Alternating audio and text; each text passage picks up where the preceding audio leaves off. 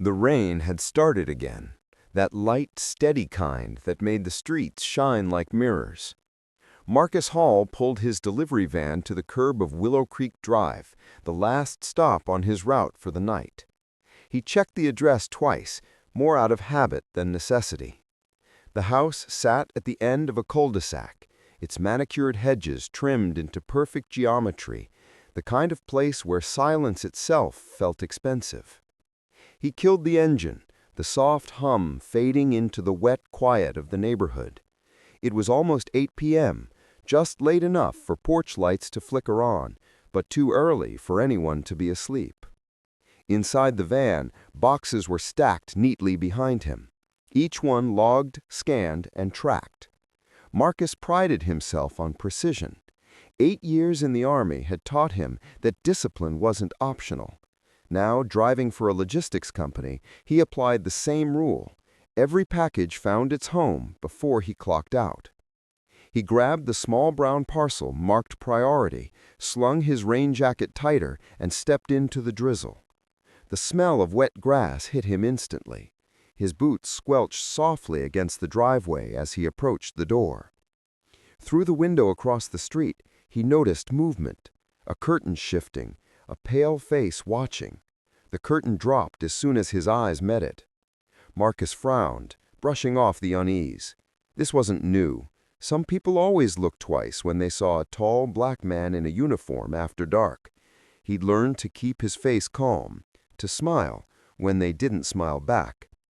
He set the package down on the porch, snapped a photo with his handheld scanner, and uploaded it.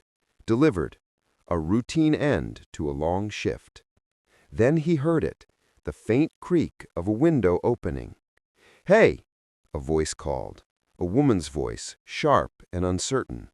"What are you doing there?" Marcus turned, surprised. "Good evening, ma'am. Just dropping off a package." He raised the scanner slightly, the device's screen glowing blue in the rain.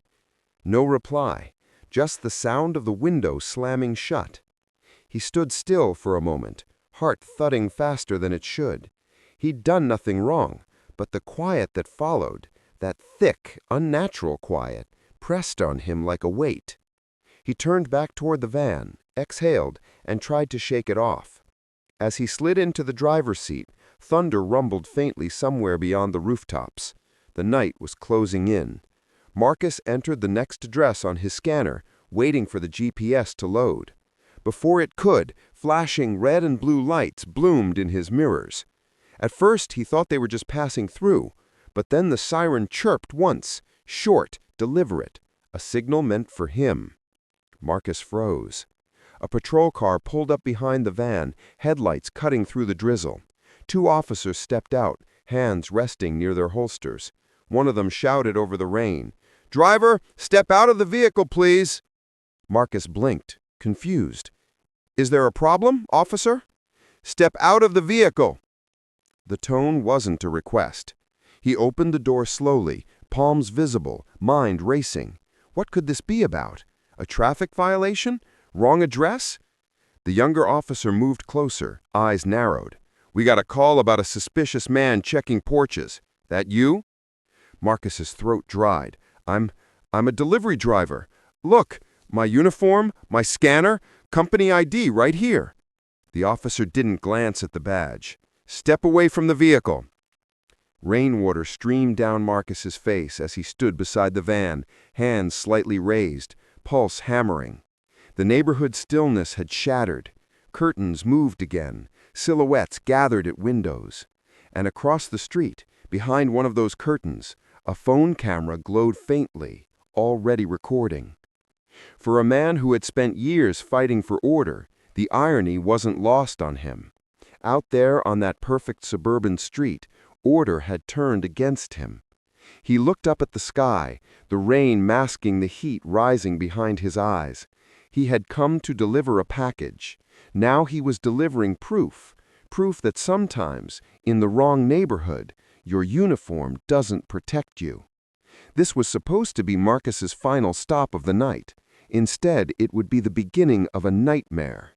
Stay until the end because the footage that surfaced later would reveal more than a misunderstanding. It would expose how quickly a lie can spread and how slowly truth is allowed to arrive. Don't forget to like, comment, and share if you believe stories like Marcus's deserve to be heard. And subscribe, because silence lets injustice repeat itself, but voices can stop it. Before that night on Willow Creek Drive, Marcus Hall lived a life defined by structure, not chaos. He was the kind of man who followed rules even when no one was watching. Every day began the same: up before dawn, black coffee brewed strong enough to cut through fatigue, and a quiet moment on the porch before his daughter woke up. Routine, to him, was safety. The job wasn't glamorous, but it was honest. He worked for a major delivery company, long hours, constant motion, and a schedule that rarely paused. But Marcus liked it. The solitude gave him peace, the rhythm gave him purpose. He had spent 8 disciplined years in the Army before leaving to be closer to his family. Out there, on the road, it felt like he had found a new mission: bring something good to people's doors every day. He and his wife, Denise, had built a modest but warm home on the edge of Atlanta. Their daughter, Mia, was 6, curious, fearless, and prone to asking questions Marcus couldn't always answer. "Daddy, why do some people look scared when they see you in uniform?" she'd asked once, watching him come home in a uniform. He had smiled, kissed her forehead, and changed the subject. Marcus never wanted Mia to see the world that way. He believed if he worked hard enough, kept his head down, and stayed polite, maybe she wouldn't have to. But the world had a way of reminding him who it thought he was. There had been smaller moments, the kind that didn't make the news, the kind you carried alone. Like the time a homeowner asked him to leave the package by the mailbox instead of letting him near the door. Or when a police cruiser slowed behind him as he parked on a suburban street, engine idling until he drove off. Or the day a child pointed and said to their mother, "Mom, why is that man in our yard?" while he stood on the sidewalk wearing his company jacket. Each time, Marcus swallowed the sting. He told himself, don't take it personally. But that kind of resilience was a lie, a quiet endurance that demanded too much. At work, Marcus was known for being dependable. His supervisors liked him because he didn't complain. He kept to his route, logged his numbers, never missed a shift. Yet even there, he saw how quickly others were promoted while he remained too valuable on the road. The day before the incident, Marcus had come home later than usual. Rain had started early that week, slowing deliveries, adding stress to everyone's schedule. Denise had made chicken stew, and he sat at the kitchen table, letting the warmth melt the ache in his muscles. "You look tired," she said softly. "Long day," he replied, spooning soup distractedly. "Tomorrow should be lighter, just the north route." She nodded. "The one with the fancy houses?" He chuckled. "Yeah, the kind of place where every mailbox costs more than my first car." Denise smiled, then hesitated. "Be careful, okay? You remember what happened last time in Brookhaven?" He did. A customer had reported him as loitering because he'd stopped to check a mislabeled address. 2 patrol cars had shown up before his company confirmed his location. He had laughed it off afterward, but the memory never faded. "I'll be fine," Marcus said, reaching for her hand. "It's just a job. People get nervous. I don't hold it against them." But even as he said it, he felt a shadow of doubt. How many times could he explain himself before something went wrong? That question followed him the next day as he drove through quiet neighborhoods under a gray sky. The GPS hummed, the wipers beat in rhythm, and he thought of Mia's laugh, the way she waved at him when he left in the mornings. He didn't know that by nightfall, his name would be trending online for all the wrong reasons. He didn't know that the uniform meant to protect him would become the reason strangers saw him as a threat. And he didn't know that one misunderstanding, captured through the wrong lens, could turn his life upside down in less than 5 minutes. The rain hadn't stopped when Marcus parked in front of the last house of the night, the same one that would change everything. His windshield wipers dragged slowly back and forth, squeaking against the glass like a metronome counting down to trouble. He checked the GPS again. The address was right. The system even pinged green, final delivery of the route. He glanced at the clock, 7:53 p.m. 7 minutes until he could call it a day, drive home, and tuck Mia into bed. Marcus turned off the ignition, grabbed the brown parcel from the front seat, and stepped out. The drizzle had become a mist that hung low over the lawns. The houses here looked identical: brick fronts, white pillars, manicured hedges, but the silence made them feel sterile, like a neighborhood that had never known laughter. He climbed the front steps and rang the bell. No answer. He waited, counted to 10, then rang again. Still nothing. Following protocol, he placed the package neatly by the mat, took a photo with the scanner, and uploaded it. The blue check mark appeared. Delivered. He exhaled, rolling his shoulders to ease the tension. It had been a long day, but now it was done.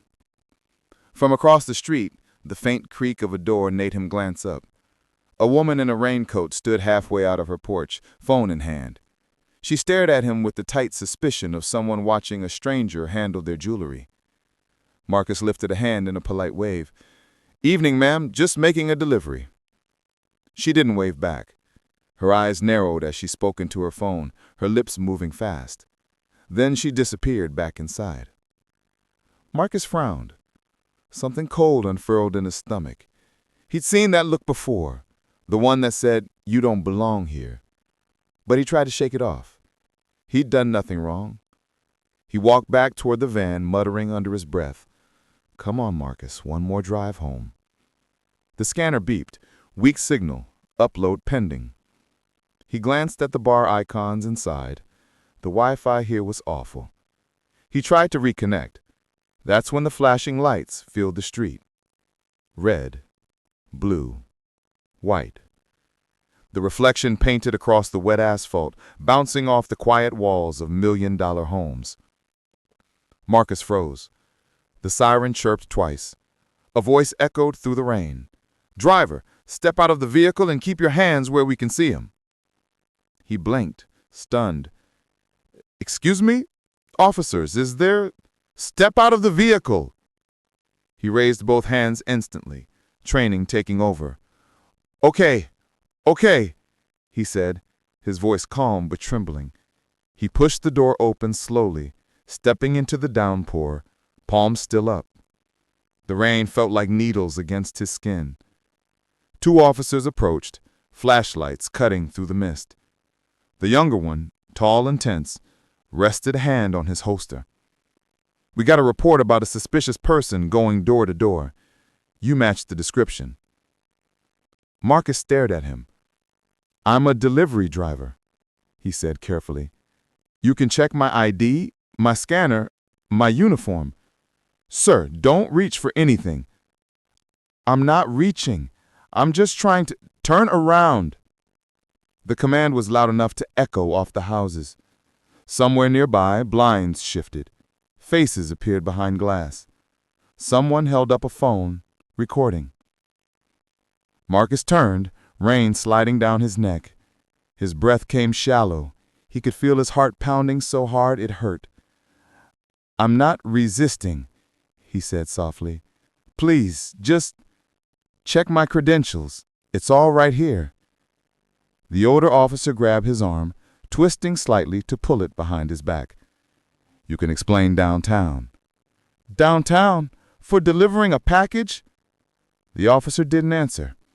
The metallic click of cuffs closed around Marcus's wrists, cold against his skin. As they led him toward the patrol car, Marcus looked over his shoulder. The package was still sitting on the porch, untouched, rain soaking through the cardboard. And across the street, behind the glow of a window, the woman who had called stood watching, her phone raised, her face lit by the screen. In that moment, Marcus realized this wasn't about the package anymore. He was the delivery that never arrived, the one the system never intended to see as harmless. The rain came down harder as the officers pressed Marcus against the side of his van. The cold metal soaked through his shirt, and his reflection stared back at him in the wet surface, a uniformed man who suddenly looked like a criminal. "Officer, please," he said, trying to keep his voice steady. "You're making a mistake. I'm with Rapid Ship Logistics. You can scan the barcode on my van." The younger officer ignored him, shining a flashlight through the driver's window.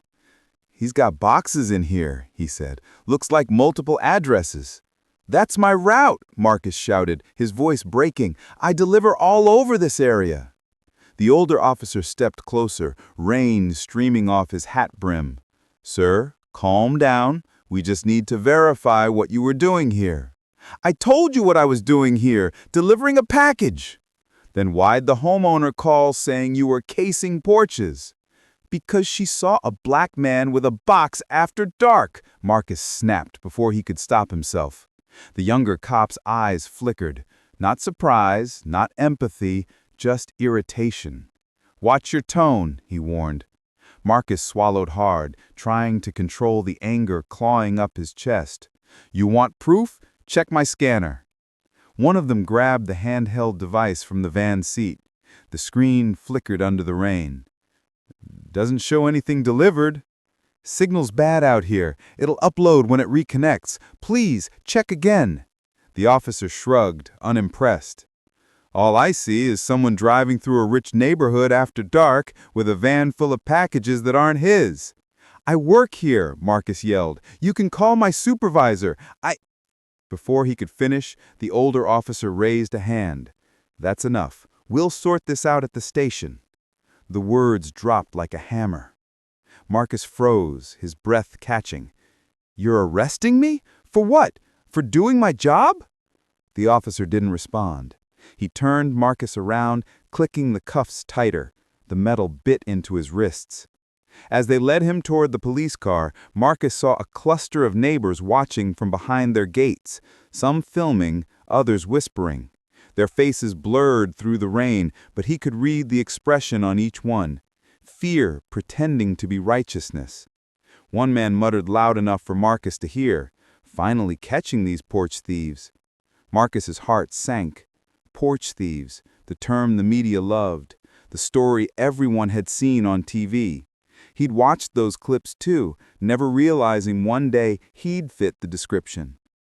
Inside the patrol car, condensation fogged the window. His reflection looked back at him again, exhausted, humiliated, afraid. He'd been cuffed before in the army during drills, but this felt different. This was personal. He tried to steady his breathing, counting the seconds between the windshield wipers' slow sweeps. Every nerve screamed for him to speak, to explain, to make them understand. But something inside whispered, "They've already decided who you are." The radio crackled. "Dispatch, suspect detained, we're bringing him in." Suspect. He closed his eyes. As the car pulled away, Marcus caught a glimpse of his van in the side mirror, hazard lights blinking, door half open, packages still inside, abandoned evidence of his innocence. Halfway to the precinct, the older officer's phone buzzed. "Hold on," he murmured, listening. "Say that again?" He hung up and looked back at Marcus. "You're lucky. Your company confirmed you work there. We'll release you after a statement." Marcus stared at him in disbelief. "You mean after humiliating me in front of an entire neighborhood?" The officer didn't reply. They dropped him back off at the van an hour later. His scanner was wet, still flashing, delivery pending. The package on the porch was gone, probably taken inside. Marcus stood there in the rain, shaking, watching the police car drive away. His hands throbbed where the cuffs had been. A camera light blinked faintly from a doorbell nearby. He didn't know it yet, but that lens, silent, patient, had captured everything. The truth was waiting. It just hadn't been delivered yet. By morning, Marcus's name was all over the local news, though not in the way he'd ever imagined. Someone from the neighborhood had uploaded the cell phone footage to social media with the caption, "Porch pirate caught red-handed. Police respond fast. Glad to see justice being done." Within hours, the video had been shared hundreds of times. People commented without hesitation, stitching together a story that felt familiar enough to believe. "Look at him pretending to be a delivery guy. These scammers get smarter every year. Bet the packages in that van aren't even his. Marcus didn't know any of this yet. He was sitting in his kitchen, staring blankly at his coffee mug, still trying to process the night before. His wrists were red where the cuffs had cut in. His uniform, damp and wrinkled, lay crumpled over a chair. Denise stood at the counter, phone in hand, pale. "Marcus, it's online." He looked up slowly. "What is?" She turned the screen toward him. There he was, frozen in time, standing in the rain, hands raised, face obscured by flashing police lights. Someone had zoomed in on his badge just enough to make the company logo visible. Marcus felt his stomach drop. "No." "Your company called this morning," Denise said softly. "They're putting you on leave, pending investigation." He pressed his palms to his eyes, his voice low. "They didn't even ask me what happened. They said they're sorry, but it's procedure." Mia, their daughter, wandered sleepily into the kitchen, clutching her stuffed rabbit. "Daddy, are you not going to work?" Marcus forced a smile that felt like it might shatter. "Not today, baby. Daddy's taking a break."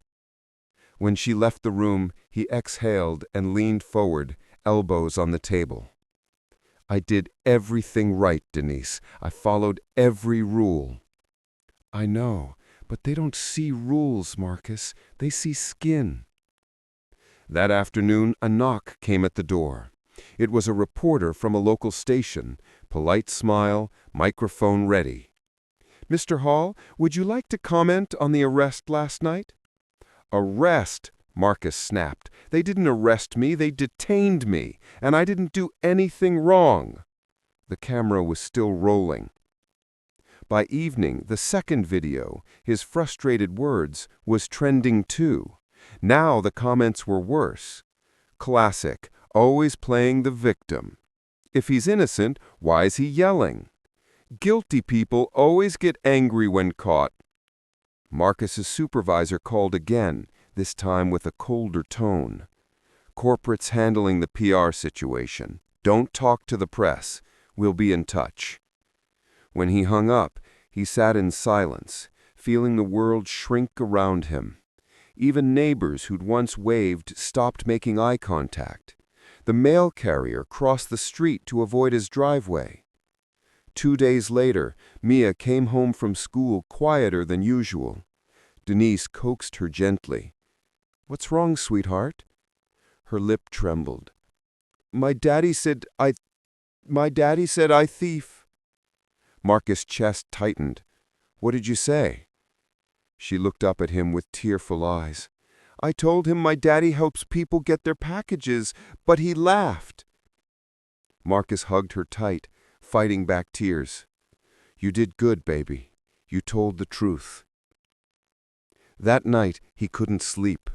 The rain had returned, tapping gently against the window like a cruel reminder. He sat alone at the table, scrolling through the hateful comments until he couldn't take it anymore. Then, a message arrived in his inbox. No subject, just a few words. "I don't know you, but I live on Willow Creek. I think my camera caught everything. You need to see it." Marcus stared at the screen. His pulse quickened. A faint spark, something between hope and fear, flickered back to life. He typed one trembling reply. "Please, send it."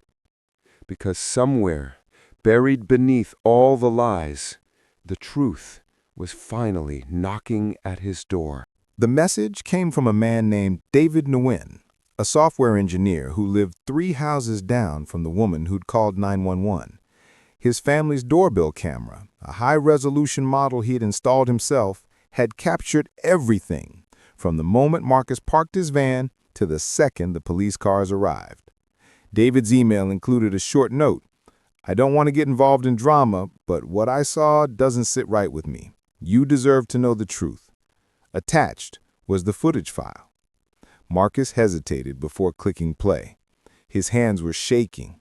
He had been through so many lies that the idea of finally seeing proof of his innocence almost felt dangerous, like hope could backfire. He pressed play anyway. The footage opened with the quiet street, rain soft but steady. His white delivery van pulled up and parked neatly at the curb. The timestamp matched his memory exactly. He watched himself step out, package in hand, moving with calm efficiency, no hesitation, no strange behavior. Then the neighbor's house came into frame. The woman, wearing a beige raincoat, peered from her porch.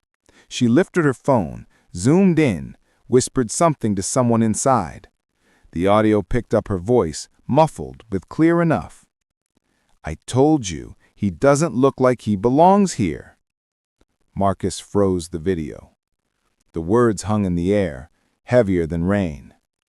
He let it play again. The camera caught her retreating inside. Then just a few minutes later, the police cruisers arriving with lights blazing.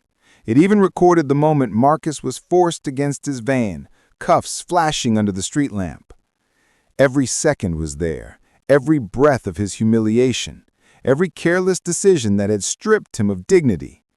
But for the first time, it wasn't his word against theirs. It was evidence. Denise stood behind him, one hand covering her mouth. "Oh my God, Marcus, they lied!" He didn't answer. He couldn't.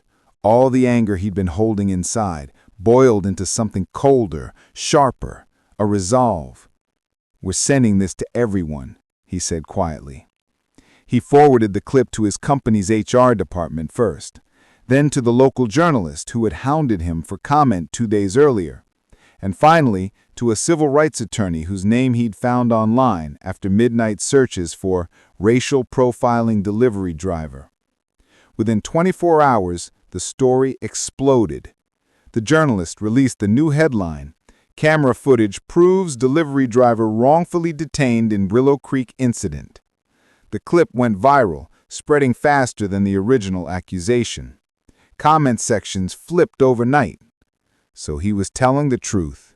That woman should be charged for false reporting. Unbelievable. This could have ended so much worse. Marcus's phone buzzed nonstop.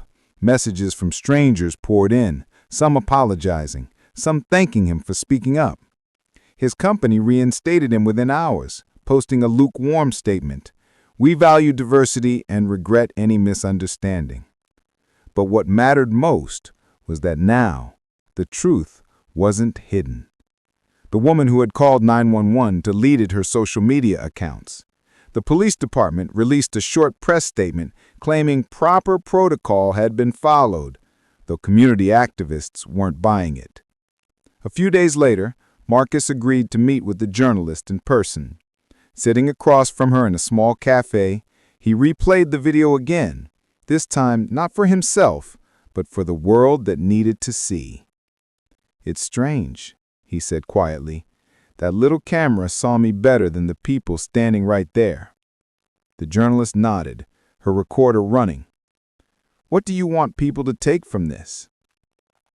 Marcus looked out the window, rain streaking the glass again, just like that night.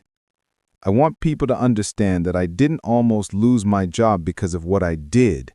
I almost lost it because of what someone saw. There's a difference." The article went live that evening. It was titled, "The Delivery That Never Arrived, But the Lies Did." It reached 1 million views in less than a day. For Marcus, it wasn't fame, it was vindication, but also exhaustion. The world believed him now, but belief came too late to erase the fear. Still, he felt something shift inside him. The story wasn't just his anymore. It belonged to everyone who'd ever been accused of something invisible. And deep down, Marcus knew this wasn't the end. It was the beginning of something larger. The truth had finally arrived. For the first few days after the footage went public, Marcus's phone wouldn't stop ringing. Friends he hadn't heard from in years called to check in. Strangers sent messages thanking him for standing up, for staying calm, for showing how to handle it right. But that praise felt strange, like they were congratulating him for surviving something he never should have faced in the first place. Denise tried to shield him from the chaos. She filtered calls, handled reporters, and kept the house quiet for Mia. But even through the noise, Marcus couldn't shake the feeling that he'd been changed, not by the lie, but by how easily people have believed it. He met with his lawyer, a sharp but empathetic woman named Alana Brooks. She specialized in civil rights and racial discrimination cases.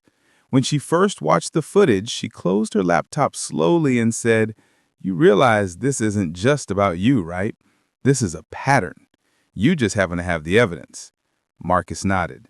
"Then let's make it count." Alana filed a formal complaint against the local police department and the woman who had placed the false 911 call. The story reignited online. Protesters appeared outside the precinct with signs reading, "Deliver justice" and "Stop weaponizing 911." But not everyone supported him. Hate mail started arriving. Anonymous letters calling him ungrateful, telling him to move on and stop making everything about race. One message read simply, "You got your job back. What more do you want?" He didn't reply to any of them. Instead, he focused on the people who reached out to share their own stories. A Latino man accused of trespassing while fixing a power line. An Asian delivery worker stopped because a neighbor didn't recognize the truck. A young black nurse reported to police for sitting in her own parked car. He realized this wasn't just about vindication, it was about visibility. A month later, he was invited to speak at a community forum on bias and policing. He almost declined. Public speaking wasn't his thing. But Denise insisted, "People need to hear it from you, not from headlines." When Marcus walked onto the small stage that night, he didn't feel like a hero. He felt like a man still learning how to breathe again. The room was filled with neighbors, reporters, even off-duty officers. Cameras flashed as he adjusted the microphone. "I used to think respect could protect me, that if I worked hard, smiled enough, followed every rule, the world would see me as a man doing his job. But that night, I learned something painful. Sometimes your existence is seen as a threat long before you open your mouth." The audience fell silent. He told them about the rain, the flashing lights, the cuffs, the headlines, the little girl at school who called his father a thief.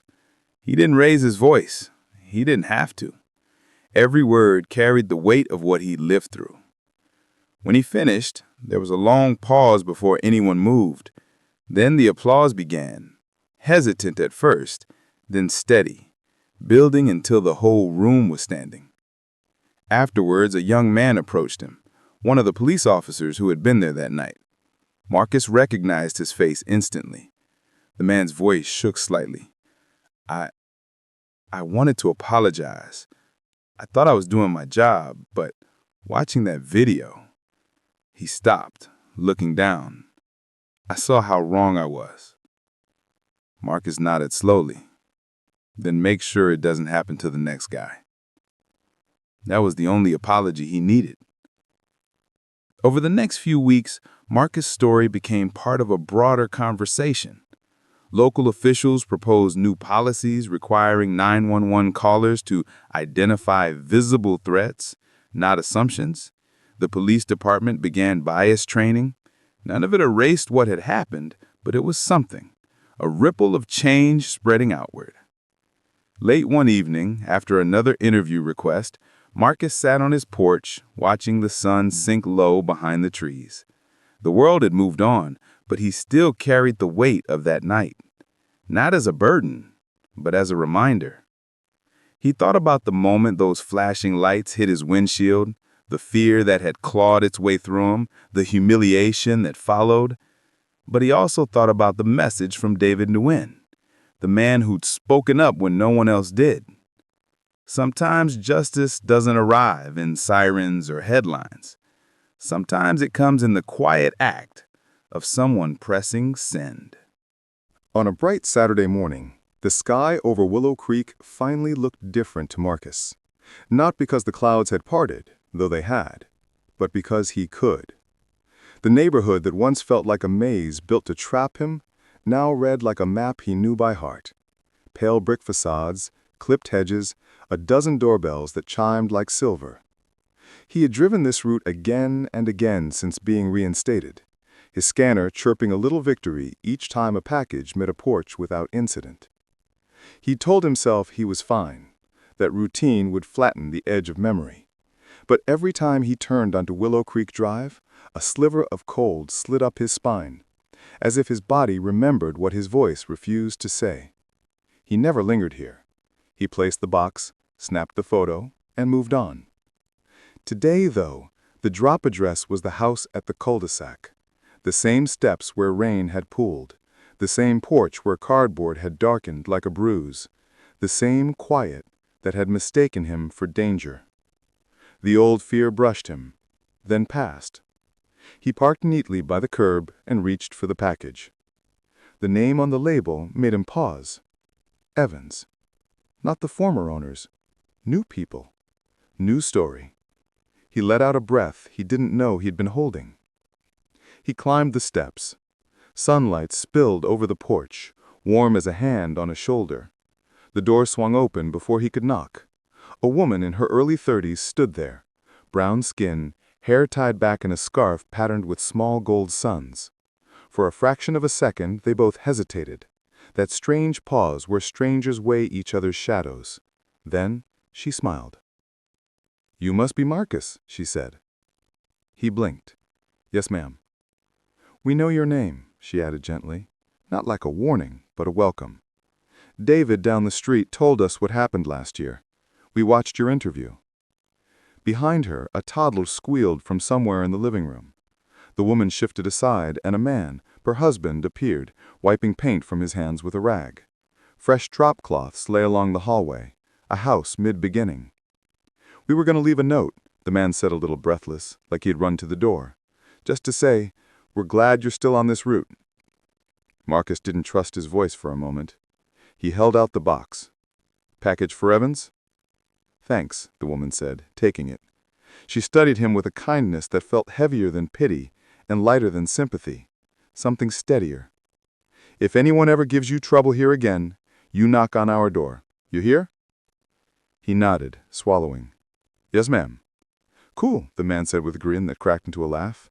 "And if you ever need a glass of water that somehow turns into lemonade that somehow turns into a plate of food, my wife is dangerous with a skillet." "Don't listen to him," she called over her shoulder, but she was smiling too. Marcus stepped back down to the walkway and a sound caught him. The soft patter of a sprinkler misting the lawn, the distant bark of a dog, the slap of a paintbrush from inside the house. Domestic noises, unremarkable and therefore holy. "Hey," she said, and he turned. "One more thing." He waited. "We moved here because we want our kid to grow up in a neighborhood that teaches him what fairness looks like, which means sometimes you have to build the example yourself." Marcus stood very still. The wind lifted the edge of his uniform shirt. The sun made a slow pilgrimage across the concrete. He gave a small, grateful nod, one soldier to another, mission understood. Back in the van, he clicked the scanner. Delivered. The photo he took, box-centered, welcome mat straight, showed more than a successful drop. It captured a door already opening. He turned the ignition and let the radio murmur. As he pulled away, he glanced once in the rear view. The couple had retreated inside. The door eased shut on a little burst of toddler laughter. In the mirror, the house grew smaller, but the feeling didn't. At the end of the street, he passed David Nguyen's place. The doorbell camera sat like a small, patient eye above the trim, unblinking, ordinary. Marcus lifted 2 fingers from the steering wheel and a quiet salute. He thought of the email that had rerouted everything, a simple file that said, "I saw you clearly when others wouldn't." The day unfolded, package after package, thank yous, nods, dogs that sang their opinions through the door. He found himself noticing details he used to ignore. The way sunlight crew stitched gold into the weave of a doormat, the tidy nests of shoes by an entryway, a handwritten sign that read, "Ring bell, but gently, baby sleeping." Around noon, he stopped for lunch at a park near the river. He sat on a bench and opened the foil-wrapped sandwich Denise had made. Mia's crayon drawing was tucked inside, the one with 3 stick figures under an enormous yellow sun. She had written Dad above the tallest one in a parade of determined block letters. He smiled, remembering how she'd pressed the picture into his palm that morning, and said, "For luck." A notification buzzed. An email from Alana, his attorney. City Council to vote on 911 caller accountability ordinance next week. You in to speak? He stared at the screen.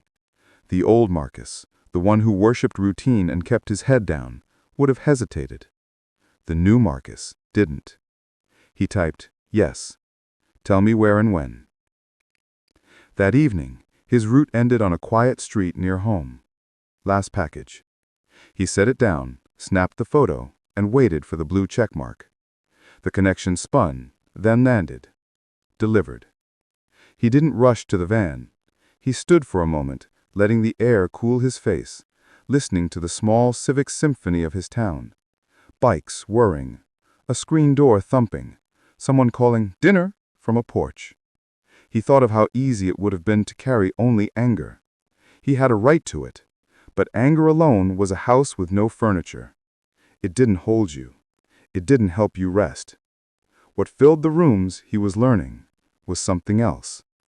Steadiness, witness, the stubborn practice of showing up again. Marcus climbed into the driver's seat and checked the mirror one more time. His face looked the same as it had a year ago. Same jawline, same tired eyes. But beneath that sameness was a new thing he recognized only now. Rate traded for worth. He turned the key. The engine hummed. As he rolled past the cul-de-sac, sunlight spilled across the glass of the newly painted door. For a heartbeat it flared, then softened like the world exhaling. The package had finally arrived, not the one in his hands, but the one he'd been owed all along: dignity. Marcus's route didn't change the world. It changed a street, a policy, a few minds. And that, in the stubborn arithmetic of justice, matters. What began as a routine stop in the rain became a test of who gets believed and who gets blurred by fear. In those blue and red flashes, a working man was recast as a suspect. In the quiet eye of a doorbell camera, he became visible again. Between those two versions of him lies the distance many people must travel just to be seen as ordinary. The footage did more than clear his name. It traced a map. How a whisper becomes a call becomes cuffs, and a caption becomes a verdict. It also traced another path. How one email, one neighbor's courage, one community's attention can bend the story back toward truth. None of it erases the harm, but it refuses to let the harm be the last line. Marcus will keep delivering packages. He will keep waving at porches, counting his stops, packing Mia's drawings behind the sun visor for luck. Yet now, when he turns onto Willow Creek, he carries something sturdier than routine: witness. He knows others are walking that road too, without cameras, without headlines. His promise is simple: show up, speak up, and leave the door open behind him. If you've ever been misread by a stranger's fear or rescued by someone's courage, you know this story already. Pass it forward. Let it land where silence still feels safer than truth. And if you witness a moment like his, be the one who presses send, who names what you saw and stays until story is set right. If Marcus's story moved you, like, comment, share, and subscribe. Your voice helps push policies past promises and helps deliver dignity where it's long overdue.